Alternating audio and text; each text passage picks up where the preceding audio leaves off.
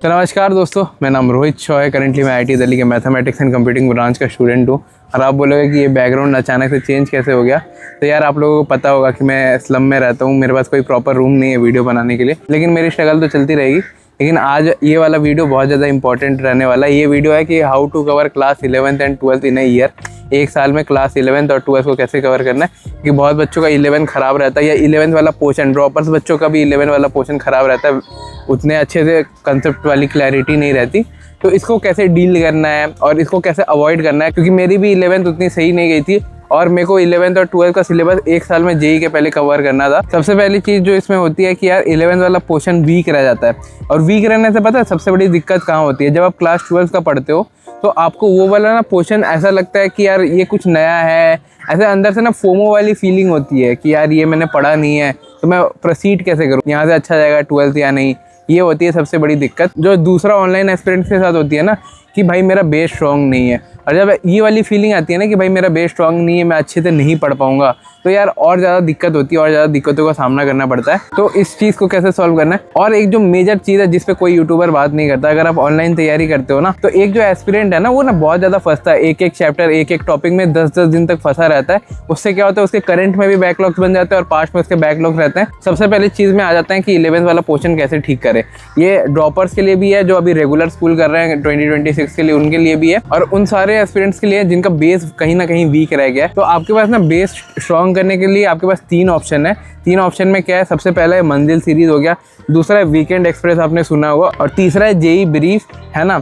तो इसमें आप कैसे करना है, देखो जो बच्चा अभी क्लास 12th में पढ़ रहा है, जो रेगुलर स्कूल के साथ कर रहा है, मैं उनको बोलूँगा कि आप वीकेंड एक्सप्रेस पे करो, क्योंकि आपके 5 दिन स्कूल है। और जो बच्चे भी ड्रॉपर है या जिनका प्रिपरेशन लेवल एकदम जीरो हो रखा है, तो मैं उनको हाईली प्रेफर करूँगा कि वो मंजिल सीरीज के अलावा और किसी से ना करें। जेई ब्रीफ आप कर सकते हो अगर आपके पास मतलब बहुत ज़्यादा कम टाइम है, आपके बहुत ज़्यादा बैकलॉग है, 100 200 लेक्चर के बैकलॉग है, तब आपको जेई ब्रीफ में रेफर करना है। तो यहाँ से ये बात की क्लैरिटी मिल जाती है। क्लास 12th वाले बच्चों के लिए वीकेंड एक्सप्रेस फॉलो करना है, मंजिल सीरीज ड्रॉपर्स के लिए फॉलो करना है, और जेई ब्रीफ जिनका 100 से 200 लेक्चर का बैकलॉग है, जिनका 0 लेवल पे है। तो इन 3 चीज़ों की आपकी क्लैरिटी मिल गई। अब आपका एक डाउट आ सकता है कि यार भैया वन शॉट से मेरे को नहीं करना, डिटेल लेक्चर क्या ज़्यादा सही नहीं होता है ना। तो मैं आपको ये बोलूँगा कि यार जेई में सबसे ज़्यादा जो इंपॉर्टेंट होता है ना, जो कोई मेंटोर नहीं बताता, you should complete 100% of your syllabus. क्योंकि यार जेई ना एक ऐसा एग्जाम है जिसमें आपको एग्जामिनेशन में आप जाओगे ना, आपको लिंक चैप्टर्स मिलेंगे, आप ऑप्शंस देखोगे ना जेई मेंस के पीवाईक्यू, क्योंकि मैं खुद सॉल्व करके बैठा हूँ, जेई एडवांस मैंने क्रैक करा है, तो मैं उस बेसिस में आपको बता रहा हूँ।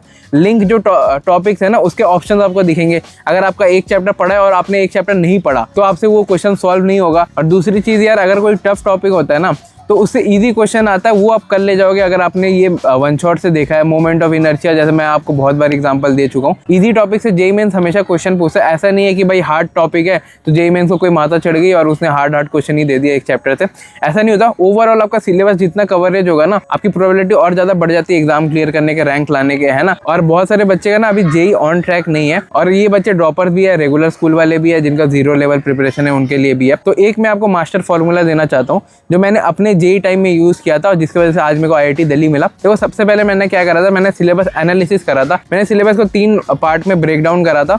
एक तो जो बिल्कुल भी नहीं आता, एक जिसको मैंने एक बार लेक्चर देखा है लेकिन याद नहीं आ रहा है ना, और एक मैंने लेक्चर देखा था और मेरे को मतलब मैं भूल चुका हूँ। और देखो अब क्या करना है, जो पार्ट आपको बिल्कुल भी नहीं आता ना, जो पार्ट आपका छूटा हुआ है, तो उसमें आप सिर्फ पर्टिकुलरली बैच से फॉलो करना है। जो आपको बिल्कुल भी नहीं आता, मैं रिपीट करूँगा, जो आपने कभी भी नहीं पढ़ा उसको सिर्फ बैच से फॉलो करना है। ऐसा नहीं कि भाई जल्दबाजी के चक्कर में वन शॉट करने लग गए।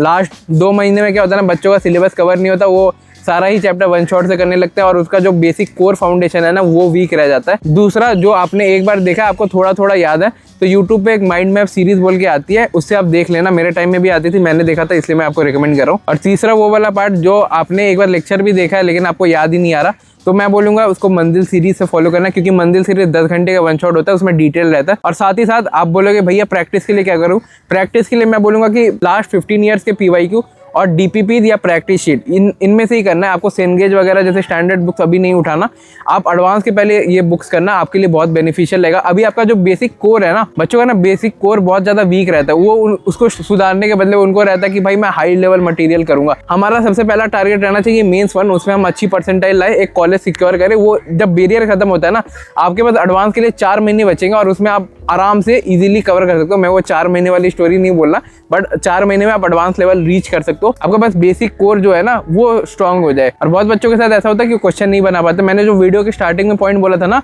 कि एक बच्चा जब पढ़ाई कर रहा है, एक एस्पिरेंट जब पढ़ाई कर रहा है, वो ना एक चैप्टर में बहुत ज़्यादा फंस जाता है, 10-10 दिन दे रहा है, 15-15 दिन दे रहा है, लेकिन उससे हो नहीं रहा। तो ये क्यों होता है? इसका रीज़न है कि भाई वो क्वेश्चन में बहुत ज़्यादा फंसता है, वो पढ़ने के बाद भी उतना सेटिस्फाइड नहीं रहता कि भाई मैंने कुछ पढ़ा है। तो सबसे पहले आपको क्या करना है, आपको ना कुछ कीवर्ड्स को हाईलाइट करना है, जैसे रिलेटिव वेलोसिटी हो गया, रिलेटिव स्पीड हो गया, मैक्सिमम हो गया, मिनिमम हो गया, नेट फोर्स हो गया।